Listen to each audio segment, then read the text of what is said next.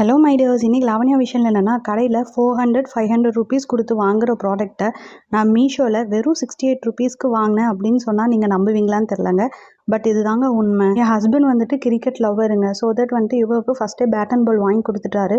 போகிற இடம் எல்லாமே வந்துட்டு பிளாஸ்டிக் ஸ்டெம்ப் வந்துட்டு வேணும் அப்படின்னு சொல்லி தேடிட்டே இருந்தாருங்க. பட் எல்லா இடத்துலையுமே வந்துட்டு 400 ருபீஸ் 500 ருபீஸ் சொன்னாங்க. சரி வெயிட் பண்ணி வாங்குவோம், இன்னும் கொஞ்சம் பெரிய பையனாக ஆனதுக்கப்புறம் வாங்குவோம் அப்படின்னு சொல்லி வெயிட் பண்ணிட்டு இருந்தோம். அன்எக்ஸ்பெக்டடாக மீஷோவில் நாங்கள் என்ன ஸ்டெம் பார்த்தோமோ அது வெறும் 68 ருபீஸ்க்கு ஆஃபரில் இருந்துச்சுங்க.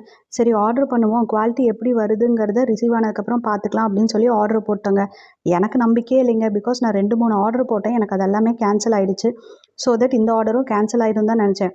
பட் ரிசீவ் ஆனதுக்கப்புறம் குவாலிட்டி இவ்வளோ சூப்பராக இருக்கும் 68 ருபீஸ்க்குன்னு நாங்கள் நிஜமாலுமே எதிர்பார்க்கவே இல்லைங்க.